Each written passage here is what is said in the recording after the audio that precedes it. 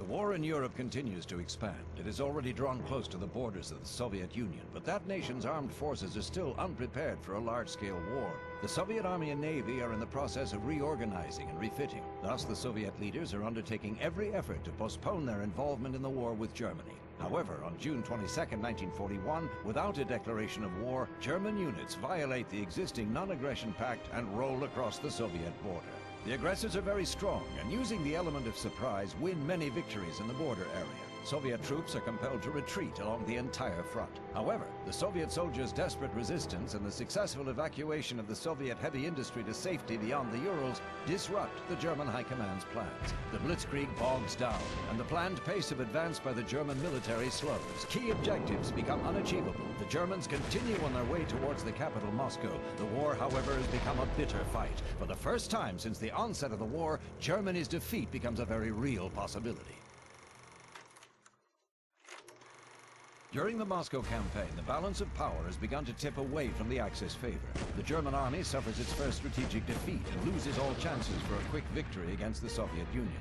The German and Italian advance in North Africa has also been brought to a halt. The Italian Navy is unable to dominate the Mediterranean, worsening supply and reinforcement problems for the Axis powers fighting nearby.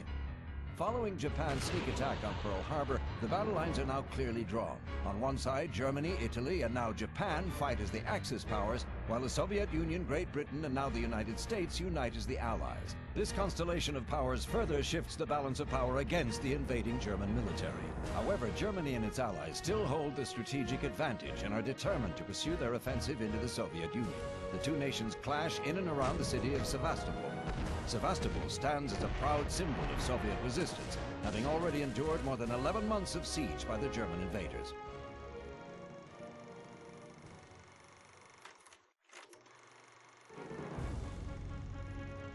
The Axis powers are still trying to overcome their adversaries and achieve victory. The Soviets are finally positioned on their southwestern front as Sevastopol falls. The Germans are now grinding their way on to Stalingrad. Japan launches an offensive in the Central Pacific region, while Rommel is trying to dislodge the Britons from Egypt with his battle-proven Africa Corps. But the resistance against the Axis is stiffening on all fronts. With little warning, however, the tide of the war changes dramatically. Rommel's army is defeated at El Alamein, losing Germany's foothold in North Africa. Japan loses 4 aircraft carriers at Midway, and the German army, including von Paulus's 6th Army and roughly 600,000 men, experience a decimating defeat at Stalingrad. The course of war has changed dramatically as the aggressors are now on the defensive.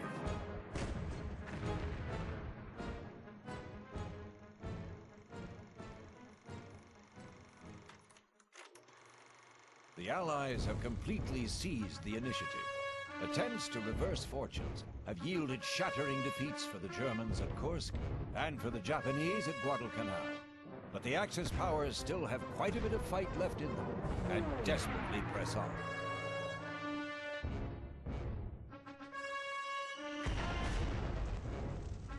Having defeated the German army in Hungary, the Soviet command begins the last and decisive operation on the Eastern Front. The Soviet troops, performing an assault across the Oder River, envelop Berlin from both the north and south. Now begins the final assault on the German capital itself.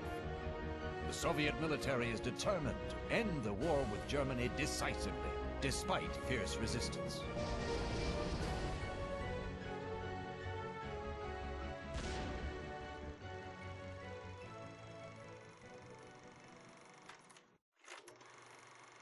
Having defeated the German army in Hungary, the Soviet command begins the last and decisive operation on the Eastern Front.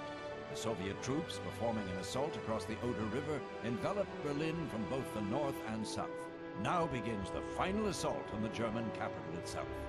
The Soviet military, despite Germany's desperate resistance, manages to raise its victory banner over the German Reichstag. The once solid German front is no more. A historic meeting between the US and Soviet troops occurs at the Elbe River.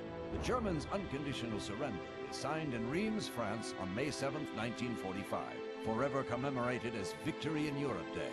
One key objective of this long and bloody world war is finally achieved. The Allies' joint actions have brought the war in Europe to a victorious conclusion. For many long years, the United States, the United Kingdom, and the Soviet Union fought jointly against the Axis. Now their enemies in Europe are finally defeated.